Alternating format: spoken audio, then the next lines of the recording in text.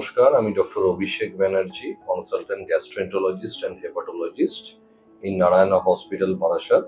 আজকে আমি আপনাদের সামনে এসেছি একটি কমন প্রবলেমের ব্যাপারে কিছু কথা বলবার জন্য। সেটা হচ্ছে ডিসপেপসিয়া। অনেক পেশেন্টই আমাদের ক্লিনিকে, গ্যাস্ট্রোএন্টারোলজি ক্লিনিকে ভিজিটে আসেন ডিসপেপসিয়ার প্রবলেম নিয়ে।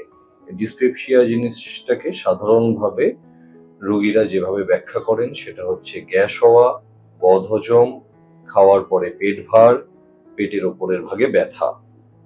ডিসপেপসিয়া সাধারণত দুরকম কারণে হতে পারে। এক হচ্ছে যে কোনো অর্গানিক কারণ আছে যেখানে রোগীর কোনো স্ট্রাকচারাল প্রবলেম থাকতে পারে, এবং দ্বিতীয় হচ্ছে ফাংশনাল ডিসপেপসিয়া।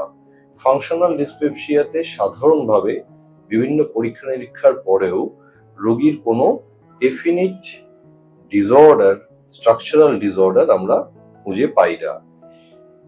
ফাংশনাল ডিসপেপসিয়া দু রকমের হয়। একটাকে বলা হয় এপিগ্যাস্ট্রিক পেইন সিনড্রোম।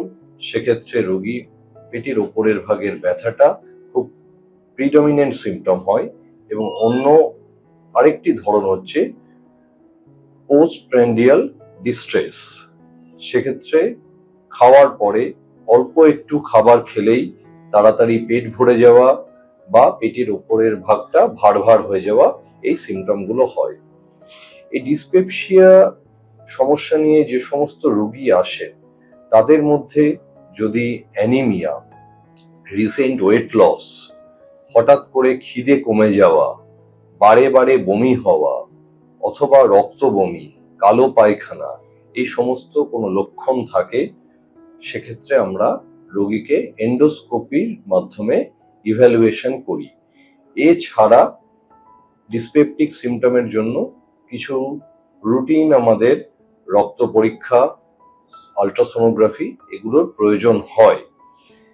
এই যে সিমটমগুলো আমি বললাম এতক্ষণ, যে রক্ত বমি, কালো পায়খানা, অথবা ওয়েট কমে যাওয়া, অথবা অ্যানিমিয়া হওয়া, অথবা হঠাৎ করে খিদে কমে যাওয়া, এগুলোকে বলা হয় অ্যালার্ম ফিচার।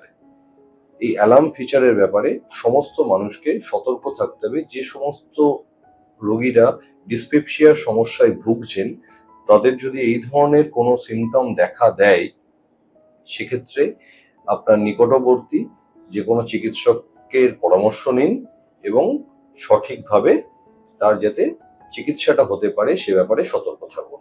ধন্যবাদ।